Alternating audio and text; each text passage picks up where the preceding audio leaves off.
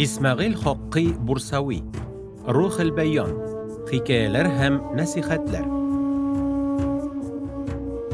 İzgi Kur'an'ın bik küp tefsirleri var, ama Ruhul Beyan kibikleri başka mügayin yoktur. Bu, köngülnün en nişke kıllarında tibrete alırlık, bik matur hikayeler hem nasihatler jayılması. Eligi eserinin uzunşeligi, Kur'an ayetlerinin mağnesin, yaki şuşa ayetlerden çıkan neticelerini anlata durgan kıssalar getirilüyor. Bunda iske alıngan vakigalar uylandıra, özümüzün gamellerini ilikkigi kişilerinin yaşav revuşu bilen çağıştırırga hem gibretlenirge etere. Yemsiz hur kızı. Şeyh Ebu Bekir Ed-Darir Rahimahullah bulay dip söyley.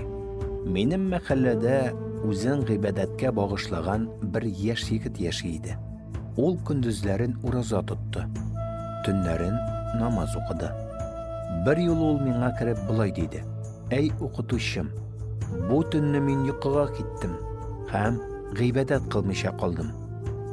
Şul tünde düş gördüm. Düşümde mihrap açıldı da ondan hur kızları çığa başladı. Mağa kadar minalardan da maturrak birini görgenim bulmadı. Emme aralarından birisi yemsiz idi. Min bu güzeller hem bu yemsizlik kimniki dip soradım.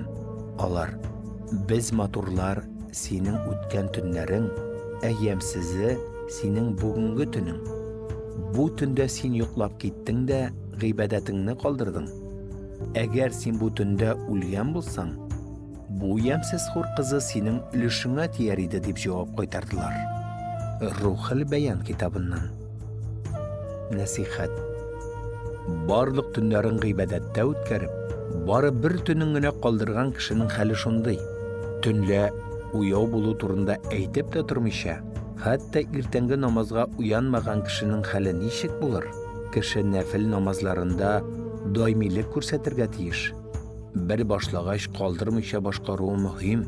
Peygamberimiz sallallahu aleyhi ve sellem Allah karşında az bulsa da daimi kılıngan gamel hayırlı dip etken.